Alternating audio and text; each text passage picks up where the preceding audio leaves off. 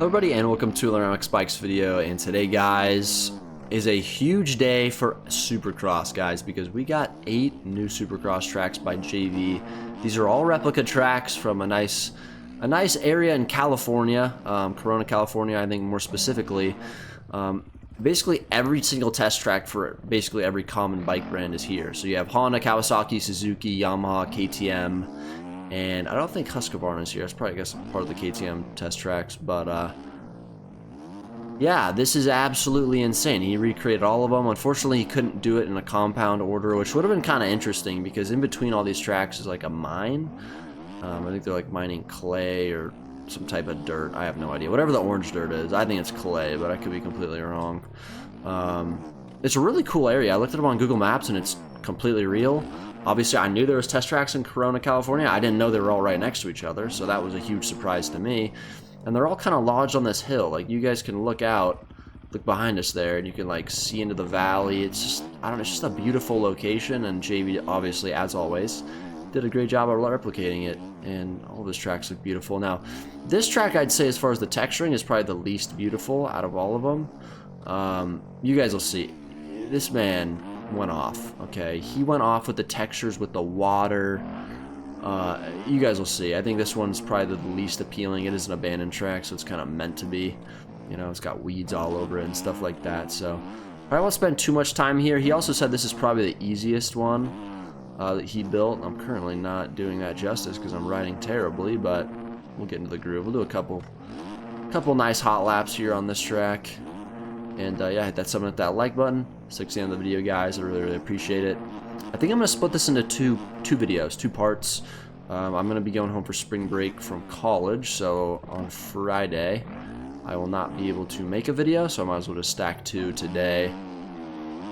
So I don't have to worry about it. I don't have to worry about missing an upload or staying up till like 2 a.m. making a video when I'm going to have to drive home the next day, so... yeah, I mean, there's 8 tracks too. I think putting 8 tracks in one video is kind of just too much, to be honest. We don't really get to fully investigate these tracks that the man JV has built here, but some interesting sections. You got this weird kind of tabletop section. You got the on and then off. Wall jump. This is a very hard jump. I kind of eroded the crap out of that takeoff, but you're supposed to jump over that table and then triple out. Got this triple. This interesting step on, step off. That's super long. This is a double. Into a long whoop section, which I've eroded pretty good, so it's pretty easy to hit now. But yeah, I would say this is probably the easiest because I've already ridden all of them. Done a few laps for some TikToks, and some of them were kind of hard. I'm not gonna lie to you. I think mostly it's just because I'm on a 250. This track is so eroded, by the way. I'm probably gonna tuck the front a couple times, but. The 250, man, on JV tracks is hard because his jumps are very peaky, and if you case it, you're just going to go over the bars basically every time. So the 450 helps out a lot with that because, if anything, you're just going to be OJing jumps, which isn't the end of the world on MX bikes. You can just sit down and basically case anything. But on a 250, you do not want to underjump stuff, so that's kind of the hard part. We'll get this section here.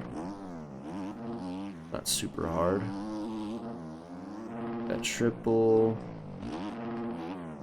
1 step off, doubles. But such beautiful tracks, like they look so good.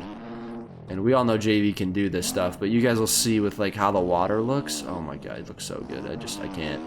The reason he didn't do it in a compound format is because just space. You know, most PCs wouldn't be able to run track with, you know, that big of a file size if you did all of them, because they're all fairly big in file size. I think that's just because he went so detailed with the textures and stuff like that, because there's not a lot of models. Like, there's no tough blocks or like a ton of cones or, I don't know, stuff that would cause that to happen. But I love the skybox he used. I think this is probably the best looking skybox I've ever seen in the game. It looks super realistic. And I wonder what these tracks would look like in like rainy conditions. I don't know if he optimized for that as well. But that'd be another kind of interesting video.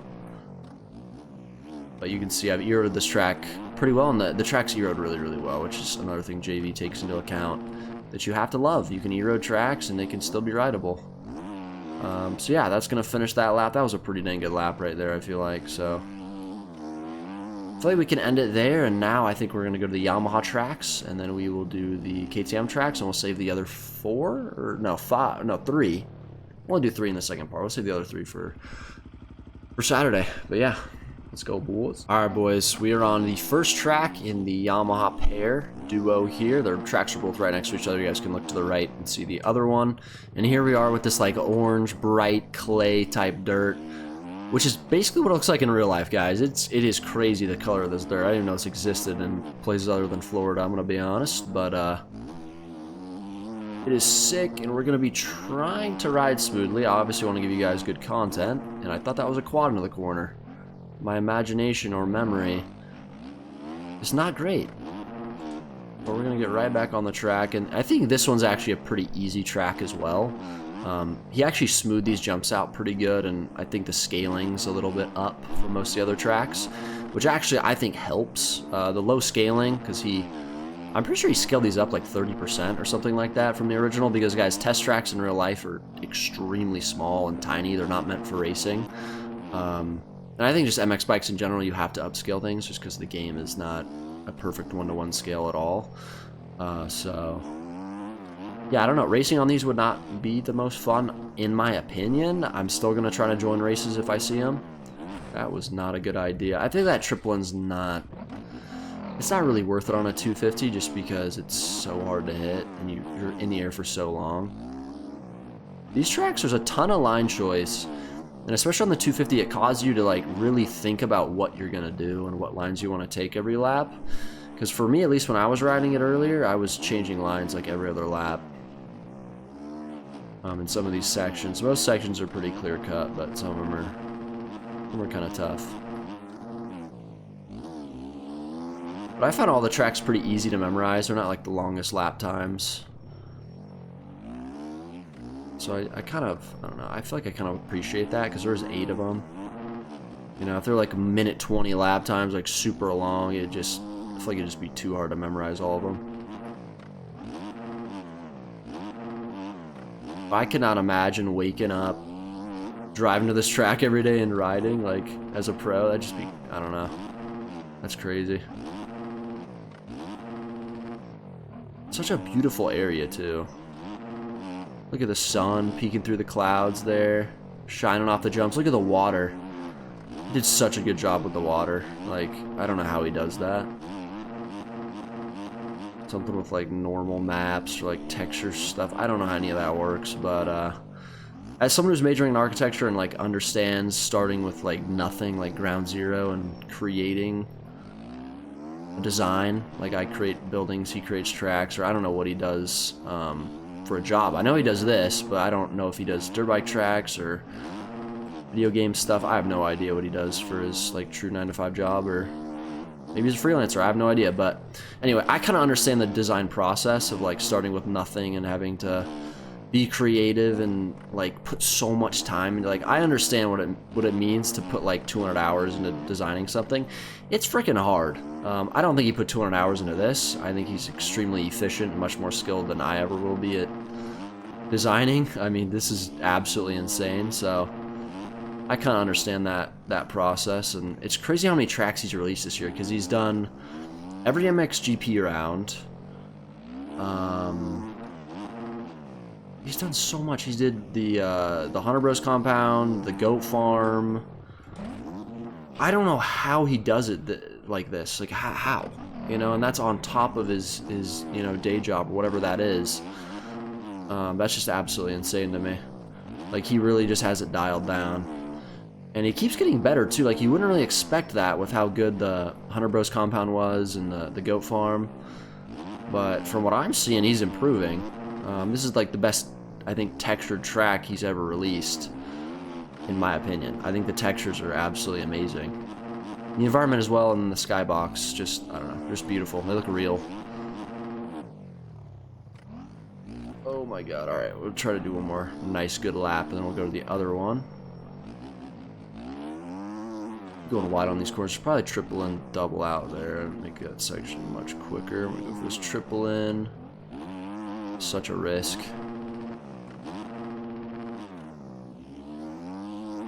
you can quad into this, but again, I don't think it's a risk that's worth taking on the 250. We tried it though. You really got to use like the entire corner, and you just have to lean back and just hope the suspension rebounds you over. But something JV does very well, and I think it's the most important thing about any track in this game, is scaling. His scaling is so good. Like, I don't know how he does it. He clearly has people testing this. He's definitely testing it himself. The tracks are scaled so well, and that's obviously a big part. And I think it's why these tracks are so fun. Like, you can get on them. You know, you're going to need some skill. You need some time to learn the track. But once you learn it, just flowing around is so easy. So I really appreciate that. And I know it's very hard to do. Scaling is, I don't know how people even compute it. I don't know how he computes 30% upscale. I don't know how he does that, but he's clearly a genius. So let's go to the other Yamaha track. All right, we're now at Yamaha test track number 2. And this is more of like, it looks more like a hard pack style California dirt type track. More like sandy kind of look. This, I think, might be my favorite layout he made. Or it's at least like top 2. I love this layout so much. There's some really weird, interesting sections that I do like. Like this one's super interesting. You should triple on, step off, and then I think triple quad here. See the quad out. Double, then you have these like weird, it's almost look like whoops, but it's a triple double. And you have this like wall tabletop thing. Just like the layout of this track is super weird. But I like the weirdness, dude. I like the wackiness that some of these test tracks have. I have to remember they're real, bro. These are just replicas. So whoever designed these in real life is a genius. This is like such a weird layout. It's so interesting. But man, is it flowy, and man, is it fun. And man, did JV replicate it perfectly.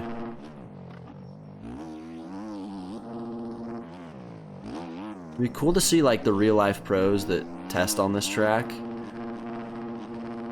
come out and like ride it in MX bikes. Guys are just cracked. Guessing that's not how that would go, but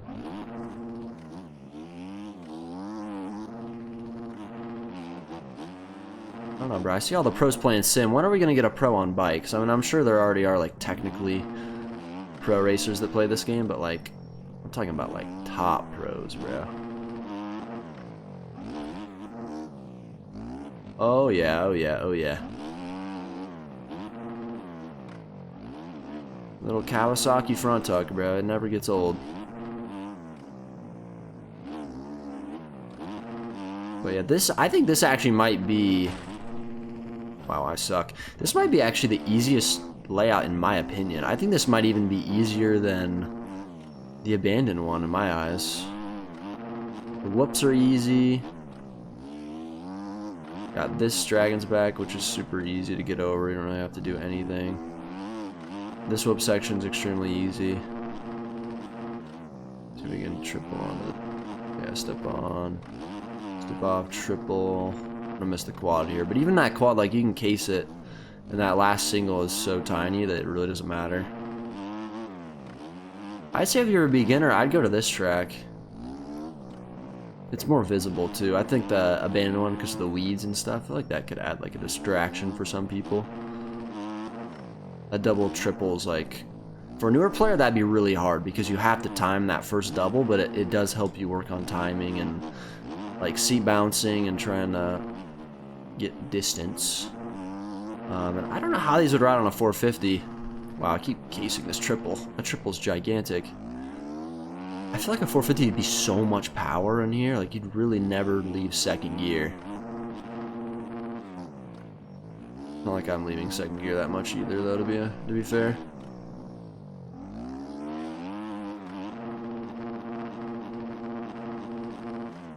Alright, see if we can get this section correct right now. Nice. Kind of mess it up, but good enough.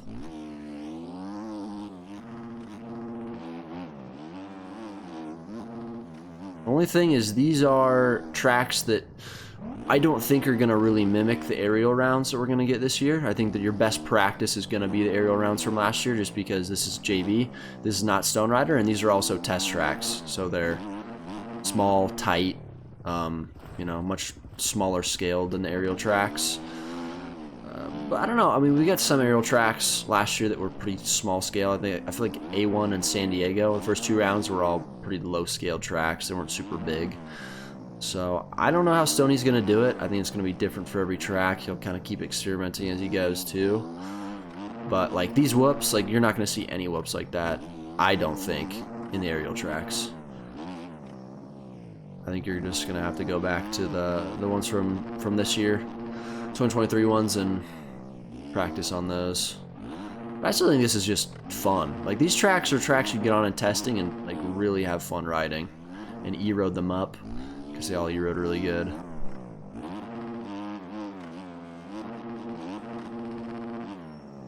Yeah, I don't know. They're just beautiful. I love beautiful tracks, man. If you make a beautiful track, I think there's going to be a lot more people that buy your track and play your track. Just satisfying. Also, everyone that makes like edits and stuff is going to be, dude, they're foaming at the mouth, bro. I'm going to be honest. The amount of edits that are going to come out of these tracks, I feel like there's going to be a lot. So like all the teams that are coming out for Supercross this year, I feel like all their team edits will be on like these tracks. I think that'd be like the most beautiful edits, to be honest, because this environment is absolutely insane. But yeah, that's the 2 Yamaha tracks, and now we're gonna go to the KTM test tracks. See you guys there. All right, boys, KTM test track numero uno. This track gave me the most trouble when I tried to film a hot lap on it. You guys can see how deep the rut in this corner is. So there were a lot of mess ups right there. That step on, step off. I don't know if I'd say it's hard. It's easy to like OJ it. Once you get the timing, it's fine. I need to like relearn this track though real quick. And I think the visibility, at least with my reshade, is kind of hard to see with the textures. I think that's more of a me problem though. I'm not blaming that on JV. That is an OJ and a half. Somehow gonna survive it. This section's pretty interesting too. Again, I feel like being on the 250, every section's like really up for debate on what line you should take, because it just feels like you barely have enough power to get to like the big line, and so you have to like think to yourself, is this really like worth it to try to hit every lap? Because you're gonna crash more. I don't know. We're gonna see if we can figure this out. You got the pit board guy. Give me my lap times. You're supposed to be able to triple onto that step off double out, which I was hitting pretty consistently at one point. Triple in, triple. You can quad over this. Like that. Double. You like to use this berm to try to hop over that. Not get enough distance though. Now this you can triple into, triple, you could probably triple again and then double out, or you could just double triple out. So again, a lot of line choice, and it just helps you better Supercross, but also helps you like learn how to decide what rhythms you're gonna take in your mind, and how to be like, I guess, cautious in some ways. These tracks, you can't like override them. You gotta stay in the zone, and you gotta stay on the track because they are very tight. It's very easy to OJ some of this stuff. But I think it's gonna help consistency a lot. But once you get the flow down, it's almost like the track just kind of rides itself for you. You just kind of along for the ride. That is a massive mistake. That thing is hard. I can't imagine how hard it was to design it, to work with the game. Like sections like that or jumps like that are just really hard to make work in this game. The whoops are all pretty easy on these tracks. None of them are very big. And I think just test tracks in general have very easy whoop sections, because that is the spot where guys get hurt, man. It's the freaking whoops. But it's probably not very smart to be practicing on like insane whoops, like A2 from last year type whoops.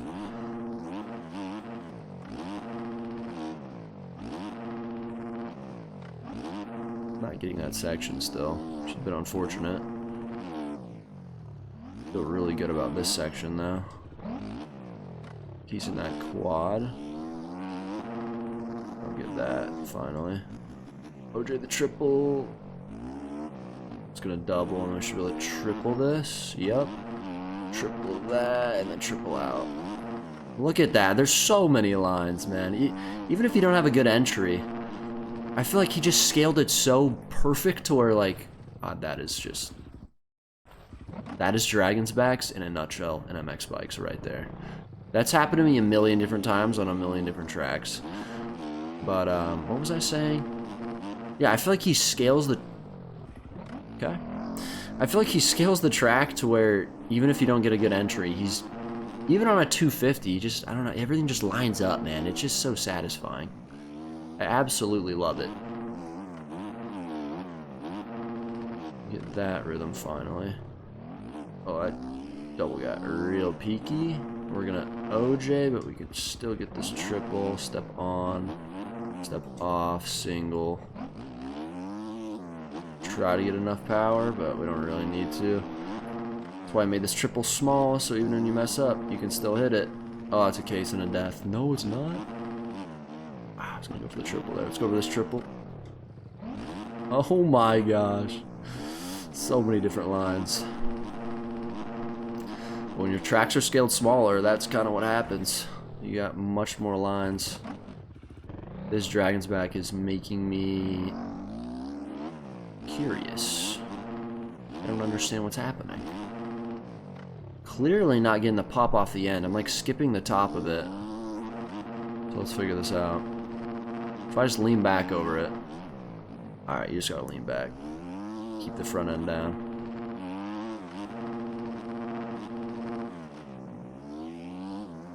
I do wish you made the whoops a little bit harder, but I feel like you gotta make these tracks for newer players as well, so it's not that big of a deal. That's a good thing about small scale again, is like newer players don't have to hit the big lines. They can just double around and feel comfortable about it. Because even on these aerial tracks, doubling around is not easy. Because there's some big doubles.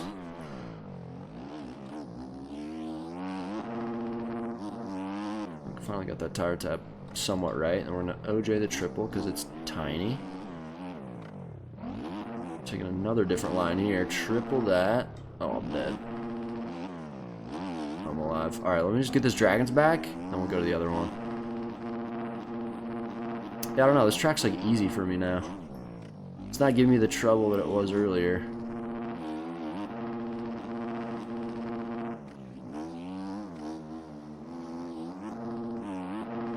.360. Come on, talk to me nice. Alright. Let's go to the other one. Alright, boys. The other KTM Twest Whack. Why I said it like that? Oh my god. This one actually, I said, this was the hardest one. I can confirm this was actually the hardest, I think. I'm trying to remember what was hard about it, because it was a little while ago that I rode it. That section looks weird. Guessing that's a triple in. Then step on, step off. Oh yeah, that's a quad. See, it's just like, they're just big. You gotta hit them perfectly. There's this section, which was, I think, triple in. Oh yeah, and then triple out into this. Alright, I think I got it memorized now.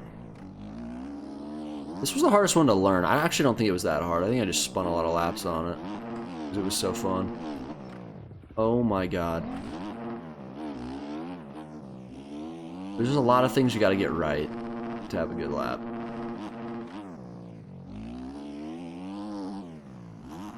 Just triple. Triple in. Not getting that triple. So we'll just check up.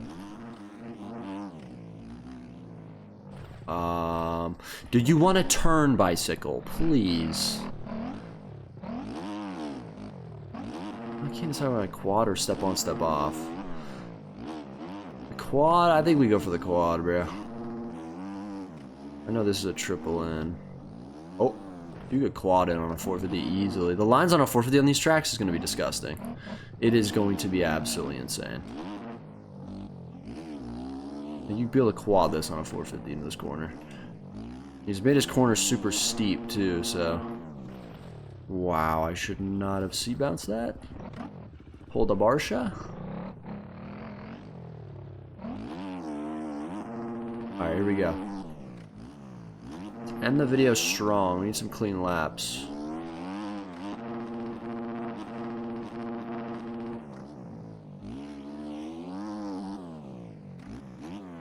Triple. Yeah, I think we just double, to be honest. Yeah. Follow the ghost. That was a good lap. Okay, he tripled there. Yeah, there's no way I'm getting on that table. I think the other line's better. You gotta let off on that. I keep OJing it. There's some recovery lines that aren't that bad, to be honest. Way too high of a gear. I'm in third gear. Yeah, I remember I was railing that corner to hit this triple. Alright, come on, smooth lap. I went in sideways, the Poboso sideways.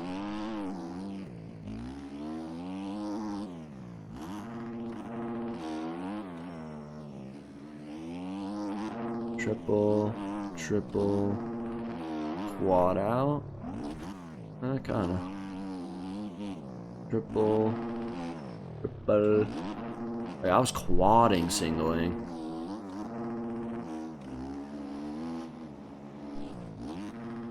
There we go. Oh, you can quad double that, 100%. It's such a risk though on the 250, but like it's doable.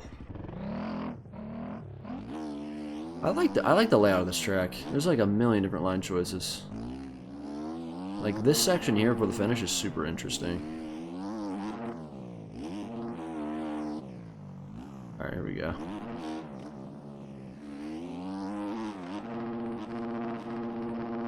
Whoops are definitely a little bit interesting. Oh my god.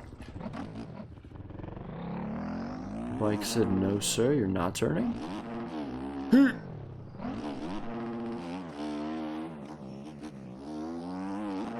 Yeah, I feel like the E-roads help me on other tracks. This track, I don't think it's helping me.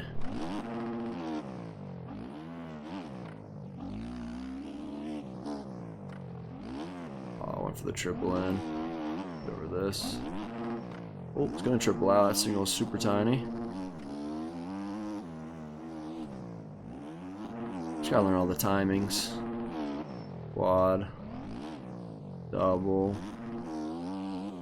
Triple. Get scrubby into this corner. Triple into this corner. Lean forward. Triple. Oh, it's just... That's just technique through there. That's like all about knowing how to apex corners. That's fun. It's a technical fun stuff, and it's very hard to create stuff like that. As a track guy, I don't understand why I can't turn sometimes.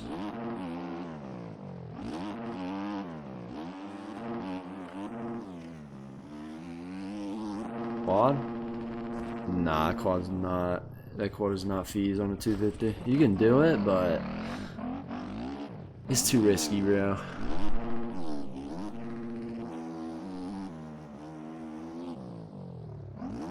Got this triple down. This quad. Oh my god, what a case. Alright, we're gonna do one more lap. And it's gonna be a grease. Just watch. Trust me.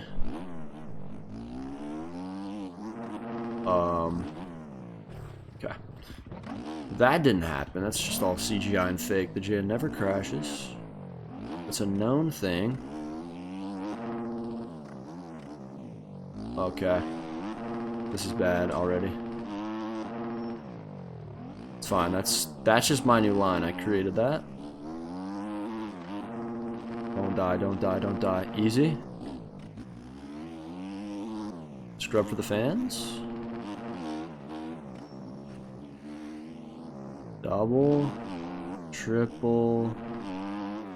One step off. Then we're going to triple into here. To triple it! To triple that. That was so clean. Everyone knows it. That was literally insane. Triple. Triple again. Alright, and then you just single this for the fans. You gotta wave at them.